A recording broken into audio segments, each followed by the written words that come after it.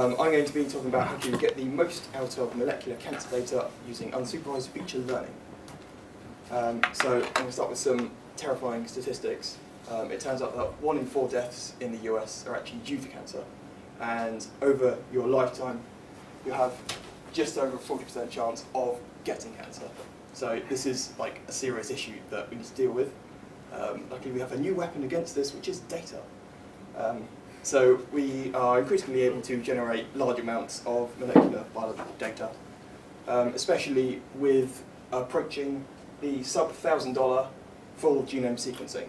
We're getting there, and a company called Illumina have recently developed a new machine which is supposed to break the boundary within the next year or so. So we are using a data set here generated by a study called Miniproject. It's a cool data set. It's a little under 2,000 breast tumours that have been sent off and had their gene expression measured. And each data point is labelled with the survival time of the patient as well. Now, for those of you without a biological background, I'll just talk a little about this. So when I say gene, I mean a little region of DNA which is responsible for creating a particular protein. By protein, it's quite a large molecule which is able to very specifically bind and catalyse reactions, and this does basically everything in the cell, from digesting sugars or passing signals or poking out the cell wall and detecting changes in things such as pH. So gene expression is the rate at which a gene is making its protein. So if we look at gene expression of a tumour, it's kind of telling us what's going on in the tumour. And we're interested in what this data can tell us. So we've taken a machine learning approach to this in that we try and learn features in the gene expression, where a feature is, representing the data in a feature space would be a lower dimensional representation of the data. And we then try and predict the survival time from these features. And the reason we first reduce to features is because it's well known in machine learning that going into a feature space is able to improve prediction. But also, if the features turn out to be good, then this can inform us about the actual problem.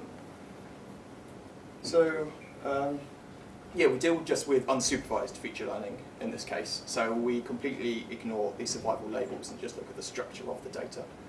And the kind of things we're doing in reducing to a small number of features is we are first getting rid of directions of zero variance in the data. So our data is actually 50,000 dimensional, and we only have 2,000 data points. So the data is unable to span 50,000 dimensional space. I mean, a little example here is if you have 3 points in 3D space, you can see 3 points to find a plane. It's not spanning 3 dimensions, and you can represent the data in 2 dimensions without losing anything. Now, it's often the case that you may have many more data points than dimensions, but these will still lie very close to some subspace, as demonstrated here. And say we have some process which generates the data lying on this line here, and the deviation of the line is simply because of noise in our measurements. If we discover this subspace that the data lies on and project the data onto it, then we're effectively filtering noise from the data, improving the signal-to-noise ratio in our data set. So we can do better prediction using features.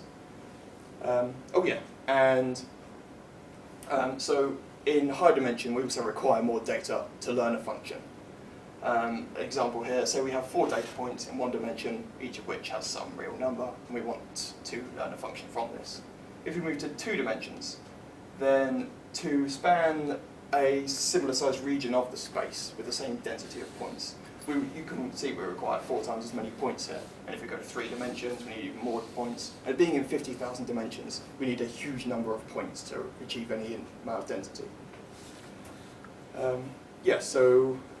We use our features for prediction. So we reduce our data to a small number of features and then fit some function to it, which could be a polynomial. And then use this to generate the survival value predictions for gene expression that we don't have a label for. So this would be used to inform treatment. If you have a very old patient with a very long predicted survival time, then the treatment's going to be very different to a younger patient with a shorter survival time predicted. Now, a reason that I like that features can improve prediction is, so for example, we have this face, and which is just a lot of pixel intensity values. We can see this as a vector of pixel intensity values. And the face will be at some point in this pixel space.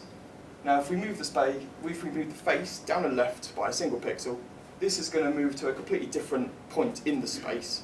And between these 2 points there could be lots of faces and lots of non-faces. So the actual function classifying faces and non-faces is highly non-linear, require a huge amount of data to learn. Whilst if we instead represent it as a set of features, which could just be XY coordinates of things that look a bit like eyes and noses and a mouth, you can see that if we move the face slightly, this hardly changes its representation in face space at all. And we see the faces will form a single point in face space. And the function to classify faces from non-faces will be much simpler, require less data to learn.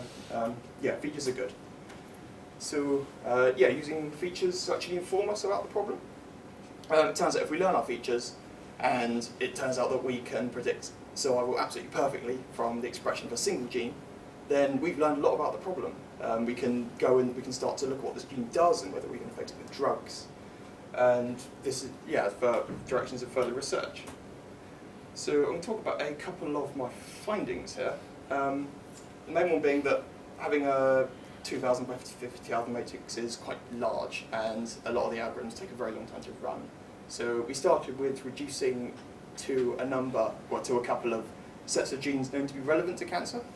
So Miniproject is about 10 years old now, and it's used in diagnostic tests to try and predict the risk of metastasis, which is the spread of the cancer. And contrasting this against the attractor metagenes, which is very recent, 2013, which has been data mined from data sets similar to the one we're working with here. And it turns out that in predicting survival, the newer metagenes actually massively outperform the Miniproject, which is, I think, a pretty cool result. So I'd like to say maybe we should move to the metagenes, but you must remember that the Miniproject hasn't been built for predicting survival, it's for metastasis. So yeah, what's actually being shown here, sorry, is the dotted lines. I don't know if you can see them here and here. Show the predictive accuracy that we can achieve just training on the raw data, and the various coloured lines are using a number of feature learning algorithms, and you can see that using features we can predict better. So another thing we found is that the metagene representation of the cancer is extremely efficient. So what's actually being shown here? I don't know if all the MSCs know PCA and that. So yeah, what's being shown here is the ordered eigenvalues of the covariance matrix of the data. And so this is going from just below 2 to a little below 0.5, and is not going to 0 like the Miniproject and Metabrick eigenvalues are. And what it is actually showing us is that if we have close to 0 eigenvalues, our data has a large separation in scales in the space, and whilst with the metagenes, the very flat distribution is showing that it's spanning the space in all directions very similarly, so it's efficiently using the space. Also, because we are less able to improve upon the basal rate using features, it's showing that, there's a lot of information encoded in these 12 dimensions here, and we can't do much better than that. We may have to start looking at the entire data set. So yeah, it turns out that the expression data is structured almost entirely linearly. There's no real interesting nonlinear structure in the data. We know this because our best performing algorithms are all linear feature learning algorithms. And so kernel PCA, a kind of more flexible technique for feature learning, requires a thing called a kernel, which specifies the kind of features it's allowed to learn. Now, looking at the data to decide what kernel to use, we select the linear kernel, allowing it only to learn linear features. So yeah, it looks like it's linearly structured. But I hope it's the case that this is just because we have a lot of measurement noise, so there could be some interesting structure that's just been destroyed by the noise. Fitting a line to this would look fairly sensible, but fitting a line to this would look a bit stupid. Yeah, so also we may have a clustered structure in the data. So the metagenes, which perform very well, are produced by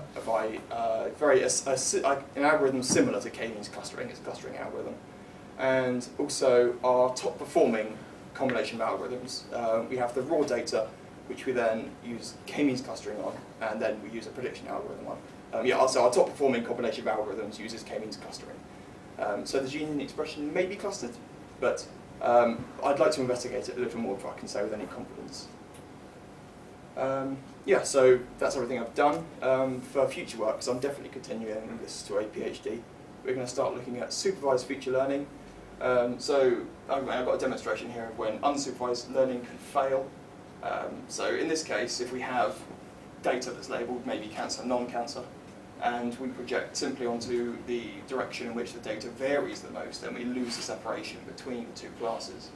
But considering the labels, we are able to project whilst maximising the distance between these classes. This is Fisher's linear discriminant, it's nice. Yeah, if we can find any interesting features, I mean, we'll definitely do some follow-ups actually investigating what the genes do.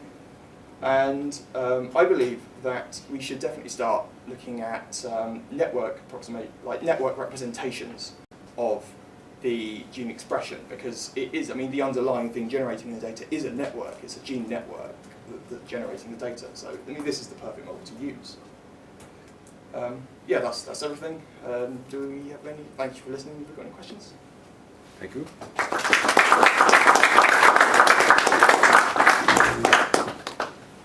Questions? Yeah, Michael? Were there any unforeseen difficulties during your Yeah, 3 laptops died. Any other questions? You had these Toshiba laptops. Yeah, that one died, and I bought another one, that one died, and an old laptop also died. Sorry? Computer science. I'm a computer scientist. Oh, right. Yeah. Okay. Any questions about the project? So you say that the one data set is used to classify at the moment likelihood of metastasis, and you were using it to judge survival time. Yeah. Do you expect a fairly strong link between those two as well? I would, yes. So yeah, for the cancer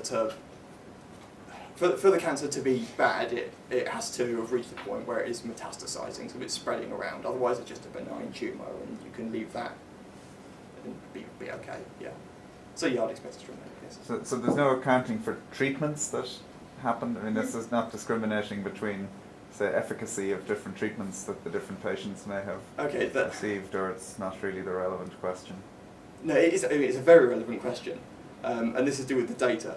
I don't really know the answer to that. I mean, the data set was generated, I believe, so all the patients have the same treatment. But no, I don't know. I don't know to what extent the treatments vary, because I mean they're definitely going to vary. I believe the patients are split up into different classes, and then they have different treatments. But this isn't actually included in the data, so I agree there is a bit of an issue there. Also, we don't have any non-cancerous examples, which, I mean, this is obviously something that you should look at. How did you find out that it was 50,000 dimensions? Okay, so so what the data actually represents is it's not the actual expression of a gene. It's I mean, it's linked to that. It's generated via a microarray. So we have your DNA produces a thing called mRNA, and then this is turned into proteins, and we're able to have little fragments of. So there's in this machine, this microarray, there's 50,000 small fragments of single-stranded DNA, to which this mRNA will bind to, and so we can then measure sort of the thing that's going to turn into protein. But these fragments are very small. They're smaller than the full length of the mRNA, and these have been picked to try and cover as many genes as possible. I mean, we have about 25,000 genes, and there's 50,000 probes, they call them, these little strands of mRNA. So it's possible to cover like the expression of every gene, but this is the experimentalist's job. I'm presuming the data's good.